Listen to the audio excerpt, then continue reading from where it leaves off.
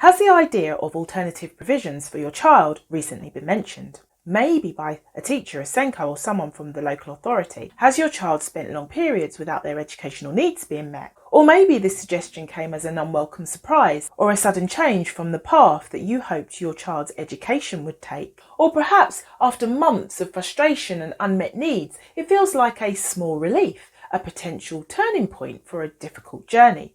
Whether it's a pupil referral unit, home tuition, virtual school, or an interim arrangement while waiting for a suitable placement, alternative provision might seem like the most reasonable step, at least for now. So in this video, I'll be talking about alternative provisions. What is it and when is it typically offered? Whilst highlighting the pros and cons that we need to consider when navigating, especially if alternative provisions are being considered. My name is Brenda and I'm a parent mentor and a fellow parent. I support parents raising children with individual needs and differences to stay empowered whilst they navigate through procedural challenges. As a parent navigating the world of special educational needs, I remember the moment when alternative provisions were first mentioned for my son. At that time, I was told that the aim was to make sure that he wouldn't miss out on an education completely, even though his current school were not willing to meet his needs. So in predicaments like these, how does one really know what an alternative provision means? Alternative provision refers to educational arrangements made outside of a school's usual school setting, usually when the current school can't meet their needs, temporarily or long term. And it helps to know that these can come in different forms, such as there's interim provision, and this is temporary education while waiting for a more suitable or permanent school. There is off-site provision, and this is education arranged somewhere other than the child's registered school. There's education otherwise than at school, and that's a legal arrangement where education is delivered entirely out of school, often organised by the local authority. There is a managed move. This is a voluntary planned move to another school or setting, often as an alternative to exclusion. There is reduced or modified timetables. This is part-time education, often when a school says the child can't cope full-time. There's also personalised learning package, and this is a tailored combination of tuition, therapy or enrichment, usually arranged with no school placement available. And then there's flexible provisions. This is mixed or part-time education, often across multiple settings. Which brings me on to exploring where these are typically carried out. The type of setting varies and can significantly shape your child's experience, and this is often used when a child is excluded or cannot manage in mainstream. There's specialist outreach support. This is when a special school supports a child in another setting. There's hospital schools, medical tuition, and this is for children with health needs, including mental health. There's also online virtual schooling, and these are temporary options when physical attendance isn't possible. There's also therapeutic education centres. These blend education with emotional or behaviour support. There's also home-based tuition, and this is education provided at home by the local authority tutors. And then there's independent alternative provision providers, and these are privately run centres or tutors funded by the local authority. And this is where it's important to recognise that not all alternative provisions are created equally, and their suitability highly depends on each child's individual needs. So let's explore some of the positive, especially when an alternative provision is thoughtfully matched to a child's needs. And the first one is a chance to pause, reset and reconnect with learning. For a child who is overwhelmed or has been left behind, an alternative provision can provide a fresh start, away from judgment and stress, as the perceived advantage is that it offers the opportunity to step away from the pressure of mainstream environment and reconnect with learning in a gentler, more personalised way.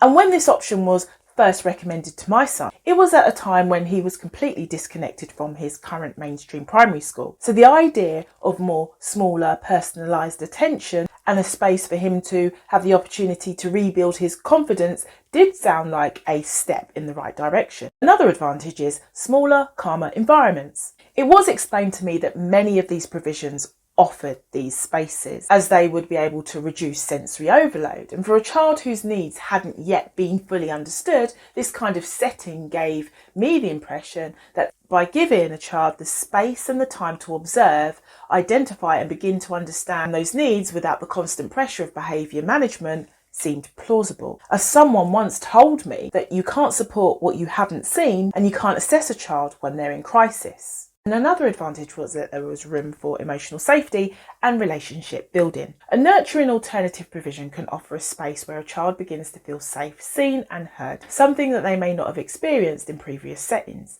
As building trust in relationships with staff becomes the foundation for re-engaging with learning. As emotional security isn't just a bonus, it's essential. Because without it, even with the most well-designed academic intervention, it will most likely fall short. Another advantage is a window of observation and assessment. High-quality alternative provisions take the time to observe, respond and understand a child's communication, whether they are verbal or non-verbal. And this careful observation can lead to more accurate referrals, EHCP assessment and better informed support plans, especially when a child's needs are unclear. And by a child being in an alternative provision, it will help to paint a picture to achieve this. And another advantage is protecting their hope and love for learning. If done right, the alternative provision can act as a holding space for dignity, keeping a child engaged in learning while the system catches up. And many children do end up feeling like they're the problem when their needs go unmet. And by providing a space where learning feels possible again, helps protect the spark of curiosity and confidence and hope. Alternative provisions are not always the answer, but there are really real risks. When managed poorly, it can make things worse. So here are some key reasons why a child might struggle or fail to thrive. And the first one is, it's the wrong type of setting. As a parent raising a young person living with autism, I recognised how autism and sensory needs placed in a behaviour-focused pupil referral unit may allow them to become more distressed, not less, as these environments may feel isolating, especially when they are unstable, highly structured or involve constant staff or peer turnover. And without emotional or therapeutic support, a child in this situation may begin to shut down completely. As not all alternative provisions are nurturing or therapeutic, as some are more reactive and their primary focus is behaviour focus, which can unintentionally worsen a child's challenges who have previously had their needs unmet or unrecognised. And the second disadvantage is it's treated as a dumping ground and not a supportive step. In some cases, decision makers use alternative provisions to quietly move a child out of a mainstream system, often without no clear long-term plans, regular reviews or real intervention. And a child in this situation can often sense when they're being sidelined. When they feel written off, they may disengage entirely, not just from school, but from learning itself. And another disadvantage is the lack of specialist support for special educational needs. It does help to look into whether a provision has trained special educational needs staff, access to therapies, or whether they have the capacity to deliver what's outlined in a child's EHCP. For example, if a child requires dyslexia support, speech and language therapy, or a sensory informed approach, they may not receive any of it whilst in one of these settings. Therefore, a child can't thrive in an environment that doesn't understand them or respond appropriately to their individual needs. Another disadvantage is low academic expectations. Once again, it's important to check whether an alternative provision has access to curriculum or formal qualifications, as a child may not be challenged or encouraged academically, especially if they've been wrongly labelled as being unmotivated or too far behind. And this lack of ambition can have a lasting impact on a child's motivation, confidence and future prospects. Another disadvantage is social isolation. Alternative provisions often have very small cohorts, sometimes mixing children of different ages and with widely varied needs.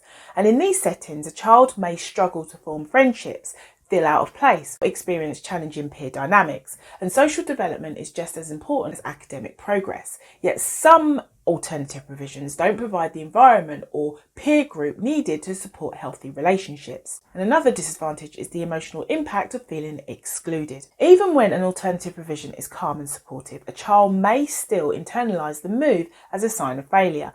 They might feel rejected by their mainstream school, different from their peers, or stigmatised by the alternative label.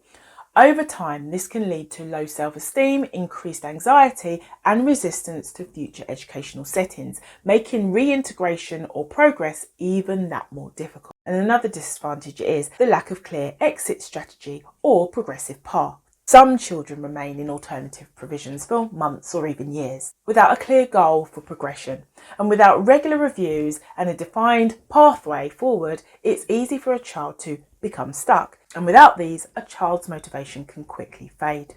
Alternative provisions can absolutely be a lifeline, a place to heal, reset and start again. And by understanding both the benefits and the pitfalls, it helps us to be able to ensure that our child's journey remains purposeful, supported and protected is the only way. So if you found this video helpful, please like, share and subscribe. Let me know in the comment section what have been your experiences. But for now, stay focused, stay empowered and keep creating progress. Thank you for listening.